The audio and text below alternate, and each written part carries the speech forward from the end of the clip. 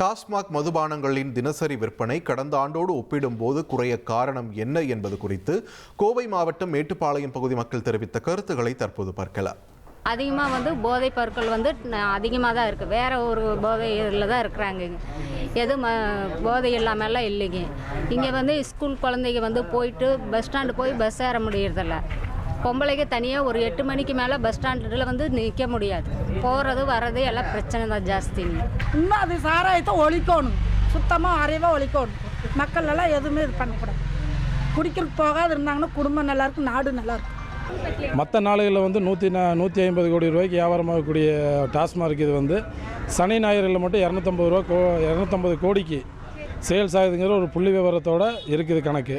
எந்த விதத்திலையும் மதுவுடைய எண்ணிக்கை குறையவும் இல்லை, கடைகளும் குறையவில்லை, பேரளவில் தான் குறையப்பட்டிருக்கு.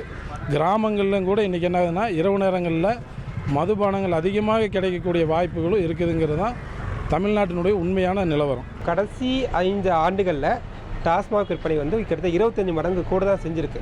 ஆனால் இப்போ இந்த கடந்த ஆண்டு பார்த்திங்கன்னா பியர் விற்பனை மட்டும் கொஞ்சம் சரிவை ஏற்படுத்தியிருக்கு. இந்த பியர் யார் குடிப்பாங்கன்னா இந்த 20 to 35 வயசு இருக்க ஆளுக்கு குடிக்கிறது. ஆனால் இப்போ அவங்க எல்லாமே பீரை விட்டுட்டு இன்னொரு போதையின் பக்கம் போயிட்டாங்களாங்கிற ஒரு அச்சம் வருது.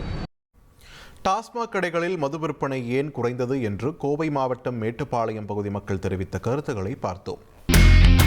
இனி செல்லும் இடமெல்லாம் செய்தி. தந்தி டிவியின் வாட்ஸ்அப் சேனலை ஃபாலோ பண்ணினா செல்ல இருக்கும் இடமெல்லாம் செய்தி. இதோ QR கோட் இப்பவே ஸ்கேன் பண்ணுங்க, ஃபாலோ பண்ணுங்க.